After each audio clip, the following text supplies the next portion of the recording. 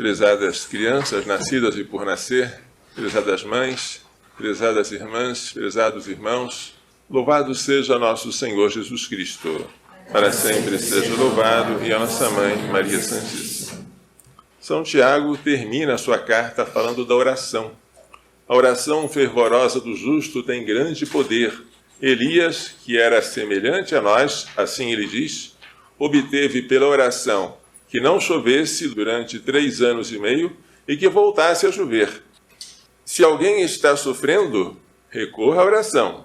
E se estiver doente, aí vamos fazer uma oração especial, que é a unção dos enfermos. Chame os presbíteros da igreja para que orem sobre ele, ungindo-o com óleo em nome do Senhor. É o sacramento que alivia as dores, que aumenta a resistência ao sofrimento e que também, diz a Bíblia, se tiver pecados, serão perdoados. Ele perdoa as penas temporais dos pecados, já perdoados quanto à culpa. Ou seja, é um sacramento que aparece aqui com clareza na Epístola de São Tiago. Por fim, ele fala da conversão de alguém que se desencaminhou, que se desviou. Se alguém reconduz um pecador desviado para o caminho certo, o caminho da salvação, salvará da morte a alma dele e cobrirá uma multidão de pecados. O que é que cobre uma multidão de pecados? Um ato de caridade. Isso a Bíblia já diz em outro lugar.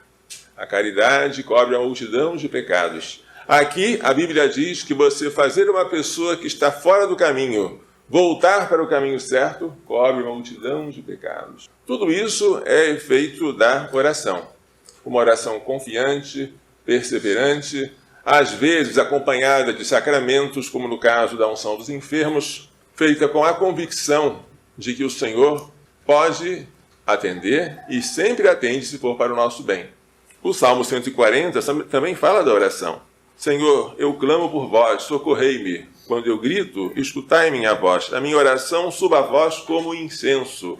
O incenso que se queima e a fumaça vai subindo. As minhas mãos subam como oferta da tarde. O Evangelho apresenta Jesus mostrando como são queridas para ele as crianças.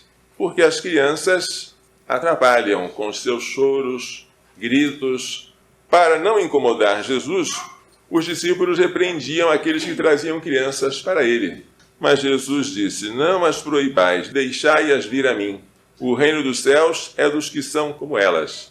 Quem entrará no reino dos céus? As crianças e os que forem como as crianças. Em verdade eu vos digo, quem não receber o reino de Deus como uma criança, não entrará nele. A criança não é um ser humano perfeito, ela tem que crescer e atingir a idade madura. Mas na sua imperfeição, ela tem a consciência da própria fragilidade. Ela se abandona nos braços do pai e da mãe. O reino de Deus tem que ser recebido assim, não com autossuficiência, mas como a criancinha que está esperando o abraço do pai, o colo da mãe. É assim que o reino dos céus tem que ser recebido. E se a gente não receber o reino dos céus com essa atitude infantil, não no sentido de ser imatura, mas de ser abandonada, nós não entraremos lá. E Jesus abençoava as crianças impondo-lhes as mãos. Esta deve ser uma das vezes em que Jesus sorriu, porque dificilmente alguém consegue tratar com crianças sem sorrir. Não se diz de alguma vez que ele sorriu na Bíblia, mas parece que aqui deve ter sido. Fala-se de 2 vezes que ele chorou. Vendo Jerusalém, chorou sobre ela, e com a morte de Lázaro, chorou sobre ele. Seja como for, nós estamos aqui para consolar Jesus e para fazer que ele também possa se alegrar conosco e não apenas chorar por nossa causa. Basta todos os pecados que nós e os outros pecadores já causamos para ele. E neste tempo de carnaval, onde os pecados costumam ser mais abundantes, mais razão temos de consolar nosso Senhor.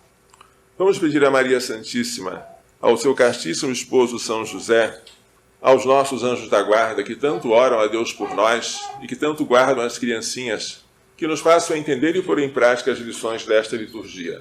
Louvado seja nosso Senhor Jesus Cristo.